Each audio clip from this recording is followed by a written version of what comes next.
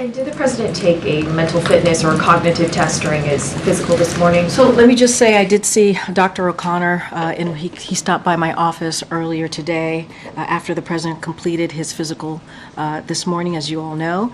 He was happy with how everything went, and as soon as he finishes completing the memo, it will be a robust, comprehensive memo. We will certainly share that with all of you, as we have done in the last 2 years. And look, you saw the president return to work. He took some of your questions not too long ago, and you saw he's going to continue to fight for the American people. In this particular instance, he was talking about fighting crime. So the president's going to continue that process. As it relates to, you were asking me about a cognitive test. As it relates to that, look, the president doesn't need a cognitive test. That is not my assessment. That is not my assessment. That is the assessment of the president's doctor. That is also the assessment of the neurologist, who has also made that assessment as well. And, and you've heard us say this, and I'll reiterate this, the president's doctor has said, if you look at what the president, who is also the commander-in-chief, he passes a cognitive test every day, as he moves from one topic to another topic, understanding the granular level of these topics. You saw him talk about fighting crime today. Tomorrow he's going to go to the border. Next week he's going to give a State of the Union address. And so we have to keep that in mind. This is a very rigorous job, and the president has been able to do this job every day for the past 3 years. And let's not forget, he is also leading a historic presidency, which is also important to note in everything that we've been able to do. He's been able to get done over the past 3 years. But given that there's been so much scrutiny and you say there's no problem, he'd pass the test every day, why not just have his doctor administer the test and then case closed? Because the doctor doesn't believe that he needs one, because including the neurologist doesn't believe he needs one. Look, I think folks need to understand that the president passes, again, a cognitive test every day. If you look at what a clinical cognitive test is actually, what it actually does, it is a 15-minute appointment that is administered by someone that most of the time people don't actually know. And the president has a team of doctors that is with him 24/7, and he is able to do the work every day that is rigorous, that is more rigorous than it would be for any 15-minute clinical appointment. And you think about the job growth, you think about the record small business action, you think about the bloom in that particular space of 16 million more small businesses have been created. You think about delivering historic investment. That has been done by a president who has to deal with these issues every day, again, on a granular level.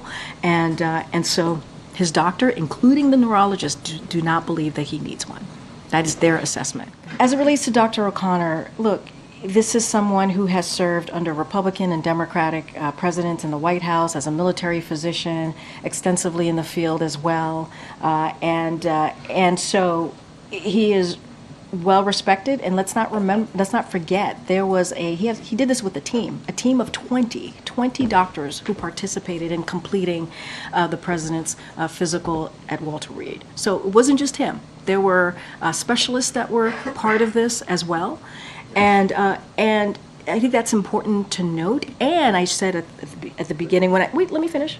I said at the beginning when I was asked this question, it's not just Dr. O'Connor who said this. Also, his neurologists do not believe that he needed, that was their assessment, they did not believe he needed a cognitive test. As it relates to your question, there is not a precedent for bringing the doctor to the podium or to the briefing room. Like, I understand it has happened a few times over the last 35 years, a couple of times, but it is actually not the precedent.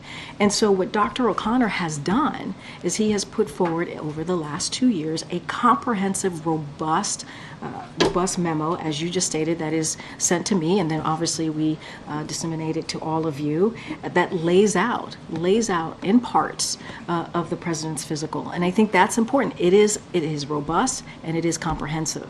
That being said, I know it hasn't been a yearly thing for every president, but given the president's age, given that his age is a concern for Americans, according to polling, it is an issue, and that he is the oldest person to ever serve as president, why would it not help, in your estimation, to put Dr. O'Connor or any of the other medical unit physicians that saw the president up there to answer questions, not necessarily from all of us, but some of our colleagues who are medical correspondents, people who really know the medical field.